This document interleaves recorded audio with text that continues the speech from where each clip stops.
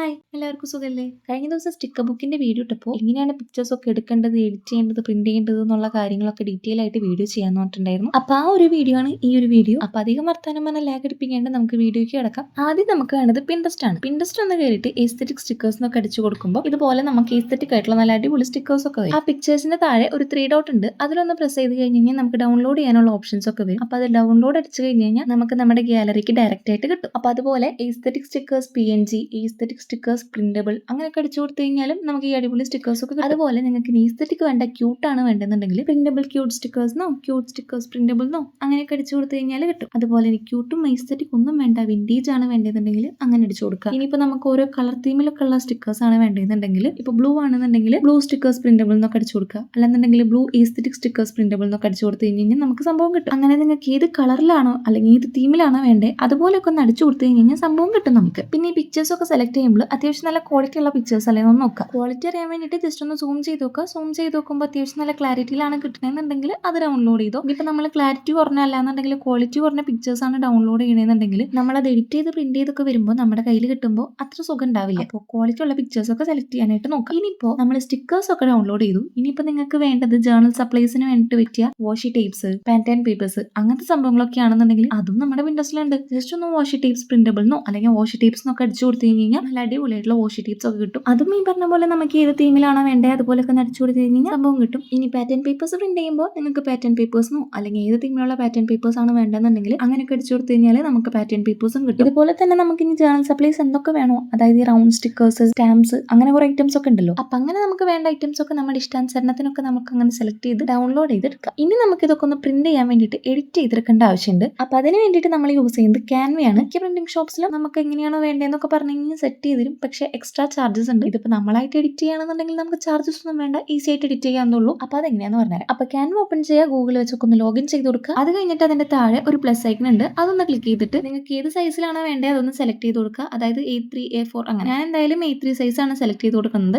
ഞങ്ങളുടെ ഇവിടെ ഷോപ്സിലൊക്കെ A3 സൈസിലാണ് സ്റ്റിക്കർ ഷീറ്റ് ഒക്കെ പ്രിന്റ് ചെയ്ത് തരിക. അപ്പൊ ഞാൻ അതുകൊണ്ട് A3 സൈസ് ആണ് എടുക്കുന്നത്. ഇനിയിപ്പോൾ നിങ്ങൾക്ക് സ്റ്റിക്കർ പ്രിന്റ് വേണ്ട, നോർമൽ പേപ്പർ പ്രിന്റ് മതി എന്നുണ്ടെന്നുണ്ടെങ്കിൽ ഈ A3 ഡോക്യുമെന്റിൽ തന്നെ നമ്മൾ സെറ്റ് ചെയ്ത് കൊടുത്താൽ നമുക്ക് A3 സൈസിലുള്ള A4 പോലത്തെ പേപ്പറിൽ പ്രിന്റ് ചെയ്ത് കിട്ടും. ഇനിയിപ്പോൾ നിങ്ങൾ എന്തായാലും അടുത്തുള്ള കളർ പ്രിന്റ് ഒക്കെ കിട്ടണ ഏതെങ്കിലും ഷോപ്സിലൊക്കെയാണ് കൊടുക്കാൻ ഉദ്ദേശിക്കണമെന്നുണ്ടെങ്കിൽ അവിടെ A4 സൈസ് മാത്രമേ ഉള്ളൂ എന്നുണ്ടെന്നുണ്ടെങ്കിൽ നമുക്ക് ക്യാൻവയിൽ A4 ഡോക്യുമെന്റ് സെലക്ട് ചെയ്തിട്ട് നമുക്ക് A4 തന്നെ സെറ്റ് ചെയ്തിട്ട് നമുക്ക് പ്രിന്റ് ചെയ്യാൻ കൊടുക്കാവുന്നതേ ഉള്ളൂ. ഇനി നമുക്ക് സെറ്റ് ചെയ്യണത് എങ്ങനെയാണെന്ന് പറഞ്ഞുതരാം. നമ്മളിപ്പോൾ ഇങ്ങനെ A3, A4 അങ്ങനെ ഏത് ഡോക്യുമെന്റ് ആണോ സെലക്ട് ചെയ്ത് അങ്ങനെ സെലക്ട് ചെയ്ത് കഴിഞ്ഞാൽ നമുക്ക് അതിന്റെ താഴത്ത് ഗാലറി എന്ന് പറഞ്ഞൊരു ഓപ്ഷൻ ഉണ്ട്. അപ്പൊ അതൊന്ന് സെലക്ട് ചെയ്ത് കഴിഞ്ഞാൽ നമ്മൾ ഓൾറെഡി സേവ് ചെയ്ത് വെച്ചേക്കണം നമ്മുടെ പിക്ചേഴ്സ് ഒക്കെ നമുക്ക് അതിൽ കാണാം. അപ്പൊ അതിൽ നമുക്ക് ആവശ്യമുള്ള പിക്ചേഴ്സ് ഒക്കെ ഒന്ന് സെലക്ട് ചെയ്ത് കൊടുക്കുക. പിന്നെ ആ പിക്ചേഴ്സിനെ നമുക്കൊന്ന് അറേഞ്ച് ചെയ്ത് കൊടുക്കണം. A3 ഡോക്യുമെന്റിലാണ് നിങ്ങൾ എടുക്കണമെന്നുണ്ടെങ്കിൽ നമ്മളിപ്പോൾ പിൻട്രസ്റ്റിൽ നിന്ന് സെലക്ട് ചെയ്ത പിക്ചേഴ്സ് ഒരു 3 എണ്ണൊക്കെ എന്തായാലും വെക്കാൻ പറ്റും. അഡ്ജസ്റ്റ് ചെയ്തിട്ട് ഒരു 4 എണ്ണൊക്കെ വെക്കാം. ഒരുപാട് ചെറുതാക്കാനും നിൽക്കണ്ട, ഒരുപാട് വലുതാക്കാനും നിൽക്കണ്ട. നമ്മളിപ്പോൾ A3 സൈസ് എന്ന് പറയുന്നത് നമ്മുടെ 2 A4 വെക്കുമ്പോൾ ഒരു സൈസാണ് A3 സൈസ് എന്ന് പറയുന്നത്. നമ്മൾ മൈൻഡിലൊക്കെ ഏറെക്കുറെ ഒരു കാൽക്കുലേഷൻ ഒക്കെ നടത്തിയിട്ടൊക്കെ ഒന്ന് അറേഞ്ച് ചെയ്ത് കൊടുക്കുക. അങ്ങനെ അറേഞ്ച് ചെയ്ത് സെറ്റ് ചെയ്തുകൊണ്ടിരിക്കുമ്പോൾ നമുക്ക് ഈ പിക്ചേഴ്സിനെ വേണമെന്നുണ്ടെങ്കിൽ സൂം ചെയ്യാനും റൊട്ടേറ്റ് ചെയ്യാനും ക്രോപ്പ് ചെയ്യാനുള്ള ഓപ്ഷൻസ് ഒക്കെ അതിൽ തന്നെ ഉണ്ട്. ഇനിയിപ്പോൾ നമ്മൾ സെലക്ട് ചെയ്ത് കൊടുത്തേക്കുന്ന പിക്ചർ തന്നെ നമുക്ക് സെയിം ഒരെണ്ണം കൂടി എക്സ്ട്രാ വേണമെന്നുണ്ടെങ്കിൽ നമുക്ക് ആ പിക്ചർ ഒന്ന് സെലക്ട് ചെയ്ത് കൊടുത്തിട്ട് അതിന്റെ മുകളിൽ ഒരു പ്ലസ് ഓപ്ഷൻ ഉണ്ടാവും, അതൊന്ന് ക്ലിക്ക് ചെയ്ത് കൊടുത്താൽ ഈ സെയിം പിക്ചർ തന്നെ നമുക്ക് ഒരു വട്ടം കൂടി കിട്ടും. അങ്ങനെ ഇനിയിപ്പോൾ നമ്മൾ ഒരു പേജ് ഒക്കെ സെറ്റ് ചെയ്ത് കഴിഞ്ഞു. ഇനിയിപ്പോൾ നമുക്ക് അടുത്ത പേജ് ഉണ്ടാക്കണമെന്നുണ്ടെങ്കിൽ നമുക്കത് സേവ് ചെയ്തിട്ട് ബാക്ക് പോയി വീണ്ടും ഈ സെയിം പ്രോസസ് ഒക്കെ റിപ്പീറ്റ് ചെയ്യേണ്ട ആവശ്യമൊന്നുമില്ല.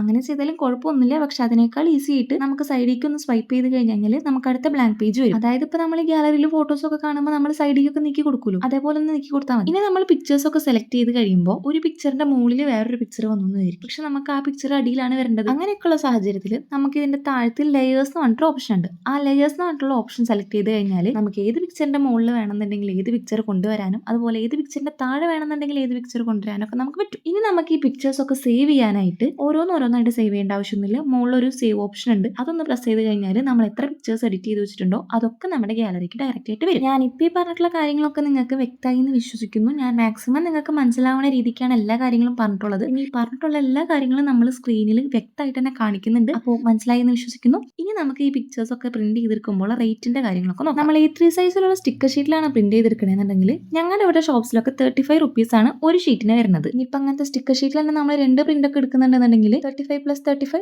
70 റുപ്പീസ് ആണ് വരിക. ഇനിയിപ്പോൾ നമ്മൾ സാധാരണ പേപ്പറിലാണ് പ്രിന്റ് ചെയ്തെടുക്കണമെന്നുണ്ടെന്നുണ്ടെങ്കിൽ അതായത് നമ്മുടെ A4 പേപ്പർ പോലത്തെ ഉള്ള പേപ്പറിലാണ് A3 സൈസിൽ പ്രിന്റ് ചെയ്തെടുക്കണമെന്നുണ്ടെന്നുണ്ടെങ്കിൽ നമുക്ക് ഒരു ഷീറ്റിന് 20 രൂപയാണ് വരിക. നമ്മൾ A4 സൈസിലാണ് പ്രിന്റ് ചെയ്തെടുക്കണമെന്നുണ്ടെങ്കിൽ 10 രൂപയ്ക്ക് വരുള്ളൂ. ഇത്രയും പ്രിന്റ് എടുക്കുകയും കട്ട് ചെയ്യാൻ സ്റ്റിക്കർ ബുക്ക് ഒക്കെ ഉണ്ടാക്കിയ വെളിച്ചത്തിൽ ഞാൻ പറയാണ് സ്റ്റിക്കർ ഷീറ്റിൽ പ്രിന്റ് ചെയ്തെടുക്കുന്നതാണ് നമുക്ക് എന്തുകൊണ്ടും നല്ലത്. ക്വാളിറ്റിയുടെ കാര്യത്തിലാണെന്നുണ്ടെങ്കിൽ എളുപ്പത്തിന്റെ കാര്യത്തിലാണെന്നുണ്ടെങ്കിൽ. അപ്പോൾ എല്ലാം ക്ലിയർ ആയെന്ന് വിശ്വസിക്കുന്നു. ഇനിയിപ്പോൾ എന്തെങ്കിലും ഡൗട്ട്സ് ഒക്കെ ഉണ്ടെന്നുണ്ടെങ്കിൽ ജസ്റ്റ് ഒന്ന് കമന്റ് ചെയ്താൽ മതി. അപ്പോൾ പിന്നെ വീഡിയോ ഇഷ്ടപ്പെട്ടാൽ ലൈക്ക് ചെയ്യാനും സബ്സ്ക്രൈബ് ചെയ്യാനും ഷെയർ ചെയ്യാനൊന്നും മറക്കണ്ട. അപ്പോൾ എല്ലാവരും സ്റ്റിക്കേഴ്സ് ഒക്കെ ഉണ്ടാക്കുക. അപ്പോൾ ശരി.